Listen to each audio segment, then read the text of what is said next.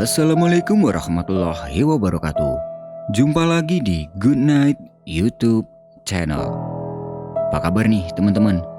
Semoga kalian yang menonton video ini selalu diberi kesehatan dan dilancarkan rezekinya. Masih dengan Vidi di sini. Pada kesempatan kali ini aku akan menceritakan pengalaman mistis dari pendaki Gunung Semeru. Kisah ini dialami oleh Anton ketika mendaki ke Gunung Semeru bersama teman-temannya. Aku paling suka kalau ada cerita mistis dari pendaki Gunung Semeru. Karena menurut aku sendiri, gunung yang satu ini banyak banget menyimpan kisah misteri. Selain merupakan tanah tertinggi di Pulau Jawa. Kata orang, di Gunung Semeru inilah tempat para dewa bersemayam.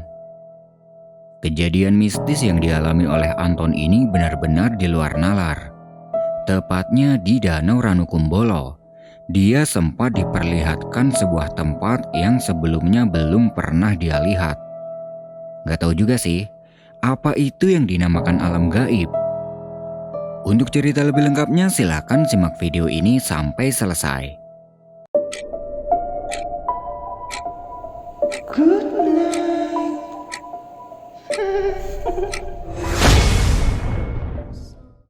Pagi itu sudah menunjukkan pukul 5. Perbekalan masih belum selesai di packing karena dia harus melanjutkan pekerjaan semalam untuk 3 hari ke depan. Semoga gak telat dah. Sebentar lagi ini pekerjaan udah selesai, batinnya. Setelah semalaman tidur ayam, akhirnya laporan pekerjaan sudah selesai dan dia bisa tenang untuk 3 hari ke depan. Sambil menunggu dokumen selesai dikirim ke kantor, dia mandi.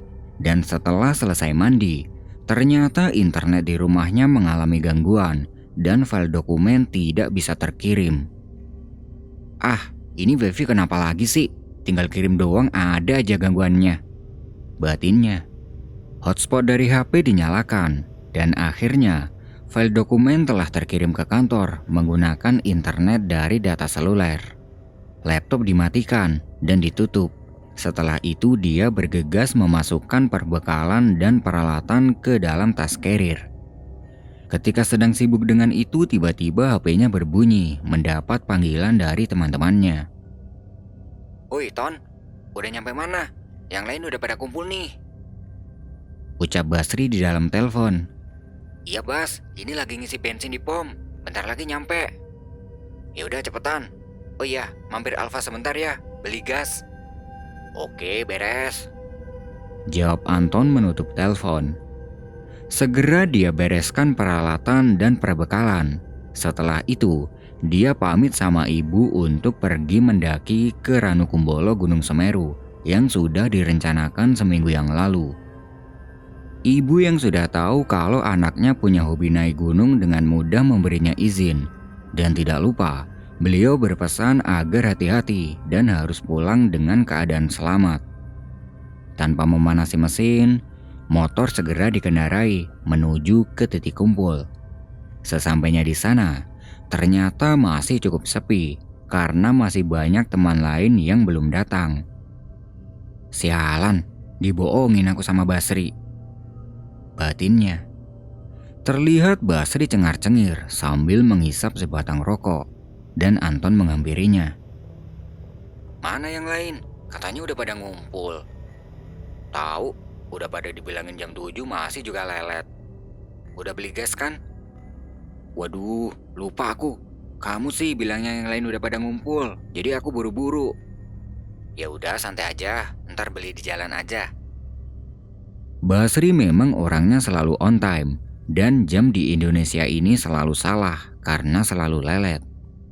Janji kumpul jam 7 pagi tapi jam 8 yang lain baru pada datang.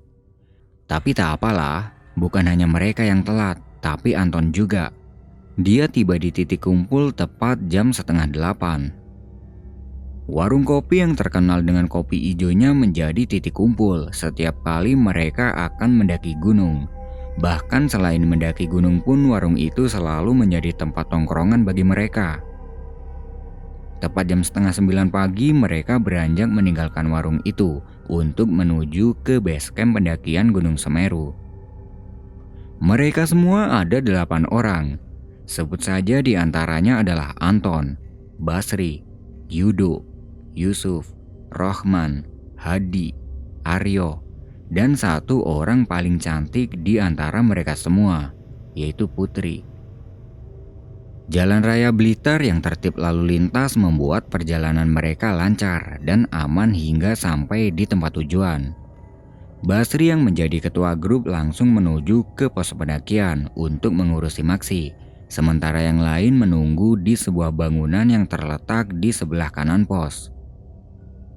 Akhirnya aku kesampaian untuk mendaki ke Semeru. Ya meskipun cuma sampai di Ranukumbolo doang, tapi tak apalah. Semoga next time bisa kesini lagi dan sampai di Mahameru, batin Anton. Tidak lama menunggu, Basri datang dengan membawa lembaran kertas yang berisi data rombongan. Kita udah dapat izin mendaki, mau langsung gas hari ini apa besok aja? Hari ini aja Bas, Senin aku udah harus pulang. Iya Mas, sekarang aja, lagian masih siang juga kan? Oke, yaudah sekarang istirahat dulu sebentar, sekalian cek perlengkapan. Di bangunan itu mereka istirahat sambil memeriksa perlengkapan pribadinya masing-masing. 30 menit kemudian, mereka berkumpul dan Basri memberi arahan pada yang lain agar pendakian ini bisa berjalan lancar sampai turun lagi. Perjalanan dimulai sekitar jam 1 siang. Dari pos, jalannya masih berupa aspal dan menurun hingga sampai di gerbang pendakian. Di gerbang pendakian, mereka menyempatkan untuk mengambil beberapa gambar dengan gaya yang tidak karuan. Sepertinya bukan hanya Anton saja yang senang dengan pendakian ini, tapi yang lain juga. Perjalanan dilanjutkan melewati gerbang pendakian.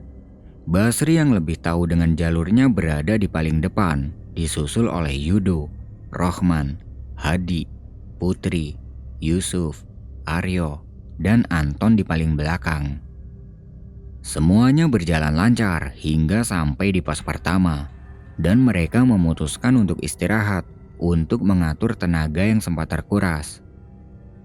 Putri, kalau tasnya berat bilang ya, ntar aku bawain, ucap Yudo sambil cengar-cengir. Si Yudo ini memang selalu perhatian dengan cewek. Gak heran kalau dia ini sering gonta-ganti pacar. Jangan mau Put, ada maunya pasti. Loh kan siapa tahu aja Putri keberatan. Iya Put, hati-hati sama Yudo. Hati-hati kenapa Mas? Listriknya gede, ntar kesetrum. Mereka semua tertawa, dan tanpa sengaja, gurauan itu membuat capek jadi hilang, berganti dengan keseruan. Setelah cukup bercanda dan segala macam, perjalanan kembali dilanjutkan. Anton masih berjalan di paling belakang. Sekitar 15 menit berjalan, sayup-sayup Anton mendengar ada suara yang teriak memanggil namanya, jauh dari arah sebelah kiri. Siapa yang teriak? Apa di sana juga ada jalurnya? Batin Anton. Ini baru pertama kalinya Anton menginjakan kaki di Pegunungan Semeru, dan dia menganggap di sana memang ada jalur lain, dan suara teriakan tadi itu mungkin dari pendaki lain. Dia mengabaikannya dan terus berjalan. Beberapa menit kemudian, terdengar lagi suara teriakan itu. Anton! Suaranya menggema. Sepertinya yang teriak itu ada di dasar lembah. Anton tanya ke Aryo yang berjalan di depannya. Yok, di sana apa ada jalur juga? Gak tahu, tapi kayaknya gak ada. Aku lihat di internet, jalur Semeru cuma ini doang. Kenapa Ton? Enggak, tadi kayak ada orang yang teriak dari sana. Aryo terlihat biasa saja, dan Anton pun tidak memperdulikan soal itu. Dia menganggap mungkin itu adalah suara dari pendaki lain yang ada di belakang. Mereka terus berjalan sambil sesekali bercanda, biar rasa capek tidak terasa. Dan sesekali, suara teriakan itu terdengar lagi. Tidak terasa 4 jam perjalanan yang cukup melelahkan ini membawa mereka sampai di pos 4. Dan dari pos 4 ini, Danau Ranukumbolo sudah terlihat dengan jelas dari atas. Sebuah pemandangan yang luar biasa keren. Danau dengan air yang biru ini diselimuti kabut tipis yang sesekali datang dan menghilang. Di pos 4 mereka istirahat sebentar, kemudian lanjut turun ke danau. Sesampainya di bawah, mereka semua meletakkan tas karirnya masing-masing. Ada yang rebahan di atas rumput, ada yang duduk selonjoran, dan ada juga yang melipir ke danau. Terlihat di seberang danau, sudah banyak tenda pendaki yang sudah berdiri, karena tempat itu yang biasa digunakan pendaki untuk ngecamp. Basri yang tidak tahan dengan mulutnya yang kecut langsung mengeluarkan kompor dan nestingnya untuk membuat kopi. Sore itu, mereka menikmati udara sejuk dan panorama keren di area sini. "Bas, ntar kita camp di mana?" tanya Anton sambil menyeruput kopi buatan Basri. "Terserah anak-anak, sebenarnya kalau camp enakan di sana, pemandangannya lebih keren. Tapi di sana ramai banget ya." "Ya emang, tapi kalau mau camp di sini aja juga bisa, tergantung anak-anak aja." Karena kelamaan berhenti mereka semua jadi payah. Basri tanya ke yang lain mau lanjut ke seberang danau apa camp di sini saja. Dan yang lain memilih untuk camp di sini aja. Selain karena sudah payah, di sini tempatnya lebih sepi dibanding di seberang danau. Hanya ada beberapa tenda saja sore itu. Lagi pula, kalau mau foto dengan pemandangan khas Ranukumbolo besok masih bisa jalan ke sana, ke seberang danau. Masing-masing membongkar tasnya dan tenda didirikan berjarak sekitar 20 meter dari danau. Setelah itu, kegiatan masak-masak dimulai. Yusuf dan Rohman ambil posisi di depan untuk masak. Nggak tahu kenapa, dua orang ini selalu terdepan untuk urusan masak. Setelah sudah matang, mereka makan dengan lahap. Meskipun hanya sekedar sarden, tapi kalau perut lagi lapar itu apapun terasa nikmat kalau sudah masuk ke dalam perut. Sambil menunggu matahari terbenam, mereka menikmati kopi pahit buatan Basri dan menyalakan musik box milik Putri. Emang ya kalau cewek, lagu yang diputar soal percintaan mulu dari tadi.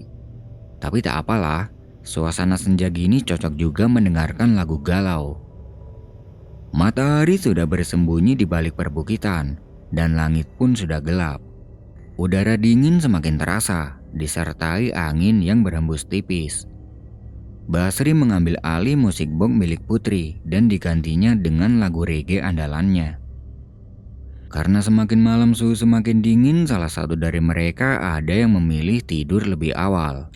Ada juga yang hanya berdiam diri di dalam tenda sambil membungkus badannya dengan sleeping bag. Jadi malam itu mereka mendirikan 4 tenda. Satu tenda berkapasitas 4 orang ditempati oleh Basri, Rohman, dan Yusuf. Tenda satunya hanya berkapasitas 2 orang yang ditempati oleh Anton dan Yudo. Satunya lagi juga berkapasitas 2 orang yang ditempati oleh Aryo dan Hadi. Sedangkan yang satu tenda lagi milik Putri yang ditempatinya seorang diri. Malam itu, ketika semua terlelap tidur, Anton terbangun karena merasa gerah. Suhu dingin yang tadi dirasakan sebelum tidur sekarang tidak terasa lagi. Kok gerah banget ya? Apa jangan-jangan mau hujan? Batin Anton. Terlihat jam tangan sudah menunjukkan jam 2 dini hari. Dan karena gerah, dia melepas sleeping bag-nya, kemudian melanjutkan tidur. Tapi saat itu dia merasa kebelet pipis. Berhubung suhu tidak terasa dingin, dia keluar dari tenda untuk pipis. Oh iya, di belakang tenda mereka ini ada sebuah fonten yang dibuat oleh pendaki. Jadi tempatnya itu ada beberapa kayu yang ditutupi karung, dan disitulah biasanya pendaki buang hajat. Di luar tenda itu, cuaca sangat berkabut, karena mungkin malam ini benar-benar akan turun hujan. Samar-samar terlihat masih ada satu rombongan pendaki yang belum tidur dan masih asyik nongkrong di depan tenda. Anton membawa headlamp berjalan menuju ke tempat tadi dan pipis di sana. Setelah pipis, terdengar dengan jelas ada suara Basri yang teriak memanggil Anton. "Woi, Ton, sini!" Anton mencari sumber suara itu. Lalu, terdengar lagi suara Basri. "Anton, sini cepat!" Suara Basri terdengar dari arah belakang Ponten. Ngapain malam-malam gini Basri di sana? Batin Anton. Dia teriak balik ke Basri. "Ngapain, Bas? Kamu di mana?" "Di sini sama anak-anak. Tempatnya enak banget." Ya udahlah, samperin aja. Mungkin anak-anak ini lagi ngopi. Batin Anton. Meskipun kondisinya sangat berkabut, dia jalan menuju ke sumber suara itu. Tapi, dia tidak menemukan keberadaan Basri. Dia teriak memanggil Basri. "Woi, Bas, kalian di mana? Lurus aja, bentar lagi nyampe." Jawab suara Basri. Aneh. Anton udah jalan cukup jauh, tapi suara Basri masih terdengar jauh juga. Tidak ada pikiran aneh-aneh waktu itu. Dia terus aja jalan ke sumber suara Basri. Tapi, tetap saja tidak menemukan keberadaannya. Suara Basri masih sesekali teriak, meminta Anton agar datang ke sana. Dan Anton, dia masih berusaha mencari keberadaannya. Setelah yang kesekian kalinya suara Basri memanggil dari kejauhan, tiba-tiba Anton dikagetkan oleh kedatangan orang dari belakang. "Lagi nyari apa, Mas?" Tanya pendaki itu. Anton langsung balik badan, dan terlihat dari sela-sela kabut yang tebal ini ada bayangan siluet pendaki yang sedang berdiri. Anton mengarahkan headlamp ke arah pendaki itu, tapi cahayanya tidak sampai karena tebalnya kabut. "Oh, ini Mas, mau nyamperin teman saya." Jawab Anton. "Balik aja, Mas, jangan dipeduliin." Ucap pendaki siluet itu. Oh, iya ya Mas. Jawab Anton. Pendaki itu kemudian pergi menerobos kabut hingga tidak terlihat. Dari sini Anton mulai merasa ada sesuatu yang tidak wajar. Dalam kondisi kabut yang setebal ini, pendaki itu tidak membawa senter atau penerangan apapun. Anton menjernihkan pikirannya. Ya mungkin aja orang tadi habis buang hajat dan senternya nggak dinyalain. "Anton, cepetan sini, lama amat." Terdengar lagi suara Basri. Kali ini suara Basri terdengar dekat, mungkin beberapa meter di depan. Anton menerangi jalan yang dia gunakan sebagai pijakan. Yang terlihat hanyalah rumput ilalang yang tumbuh di atas pasir. Beberapa meter berjalan, dia belum juga menemukan keberadaan Basri dan yang lain.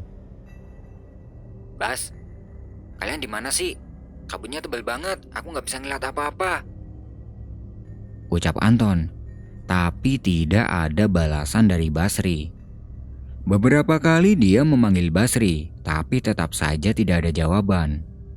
Seketika Anton ingat dengan suara teriakan yang memanggil namanya ketika perjalanan tadi siang. Apa jangan-jangan itu sebenarnya bukan suara Basri? Pikirnya. "Nunggu apa, Ton? Ayo cepetan ke sini, aku sama anak-anak." Teriak suara Basri. Ucapan pendaki siluet tadi tiba-tiba jadi pertimbangan antara lanjut mencari Basri atau kembali ke tenda. Dan tidak mungkin banget Basri bisa melihat keberadaan Anton di tengah kabut yang setebal ini. Karena udah merasa ada kejanggalan, akhirnya dia memutuskan untuk kembali ke tempat camp saja. Kalaupun itu benar-benar Basri, ya sudahlah, biarkan saja. Dia putar balik. Tapi sudah cukup jauh berjalan, dia tidak menemukan keberadaan tendanya. Cuaca juga masih sangat berkabut, dan jarak pandang hanya sekitar 1 meter, dan itu membuat Anton kehilangan navigasi. Lah, tendaku di mana ya?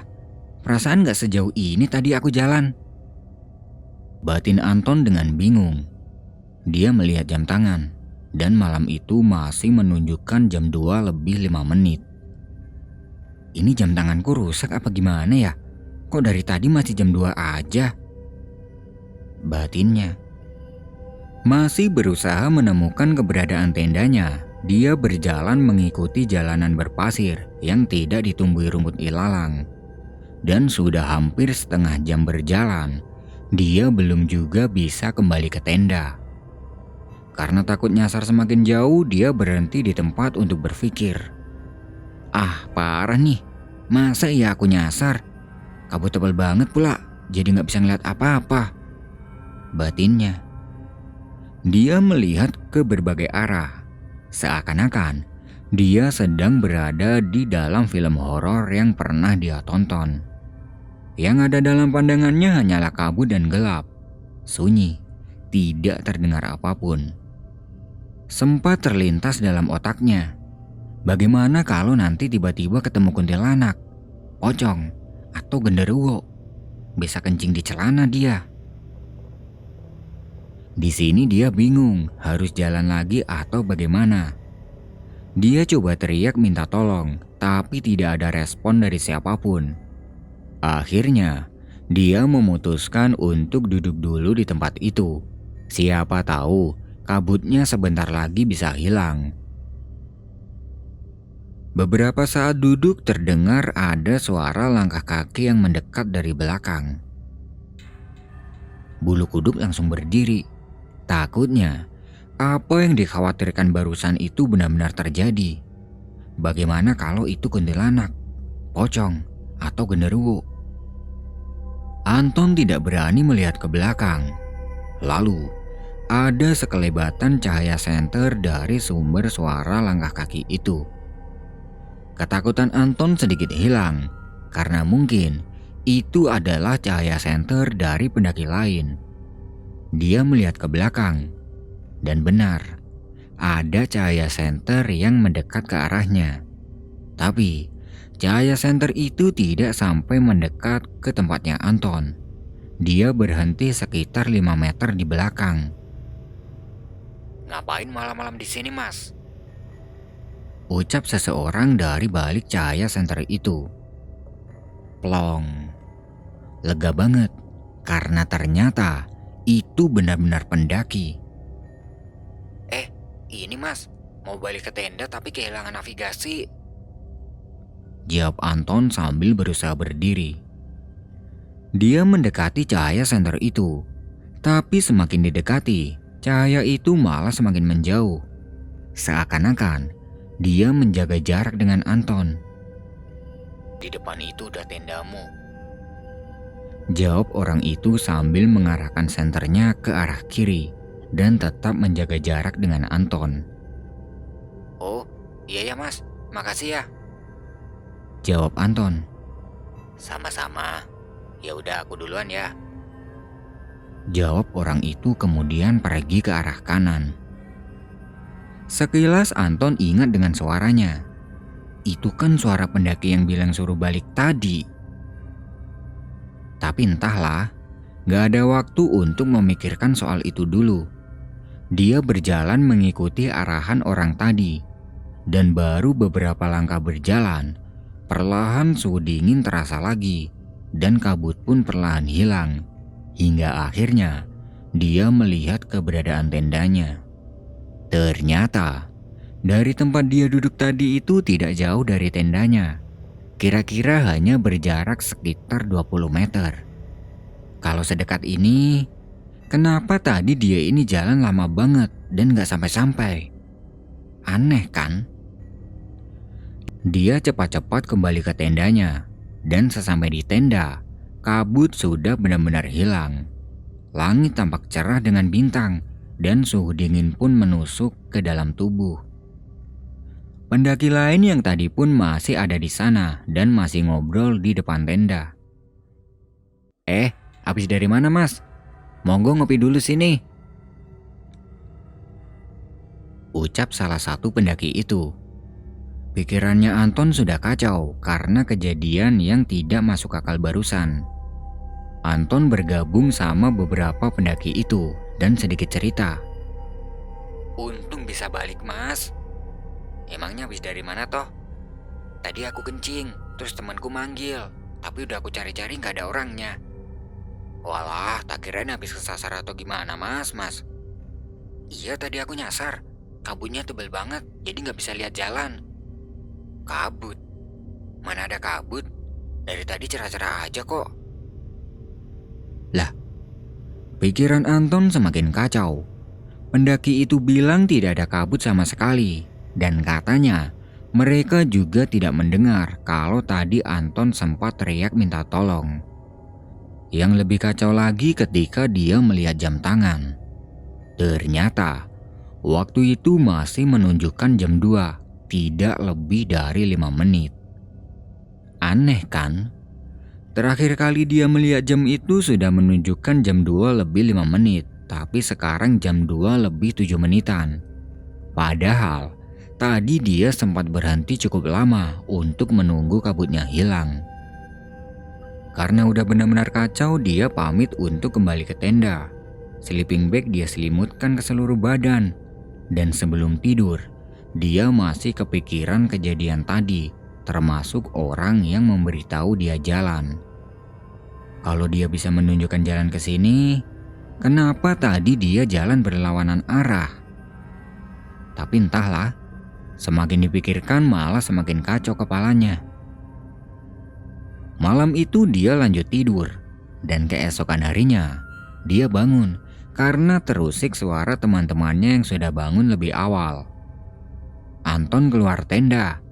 Terlihat yang lain sudah pada sibuk menghangatkan tubuh di bawah sinar matahari. Dia mendatangi Basri yang sedang sibuk dengan airnya yang belum mendidih. "Bas, semalam tidur jam berapa?" tanya Anton. "Ya pas masuk tenda itu aku langsung tidur. Sebenarnya pengen begadang, tapi gak tahan sama dinginnya," jawab Basri. "Lah, berarti semalam yang memanggil itu beneran bukan Basri. Karena dari jawabannya Basri itu sudah mewakili pertanyaan Anton semua." Anton tidak menceritakan tentang kejadian semalam. Dan pagi itu, dia menganggap mungkin malam itu dia sedang apes. Yang terpenting, sekarang dia masih dalam keadaan baik-baik saja. Sesekali dia melihat keadaan sekitar sambil berpikir, apa mungkin semalam aku jalan sampai sejauh itu ya? Ketika hari sudah cukup siang, mereka membuat sarapan, kemudian lanjut berjalan menuju ke seberang danau untuk mengambil beberapa momen. Sesampai di seberang danau, Putri mengeluarkan kamera DSLR yang dia bawa dari rental. Wah, kebetulan banget nih ada kamera bagus. Bisa minta beberapa jebret buat foto profil di sosmed, pikir Anton. Setelah kamera itu dikeluarkan, mereka semua tertawa. Karena ternyata baterai kamera yang dibawa Putri itu tertinggal di rumah.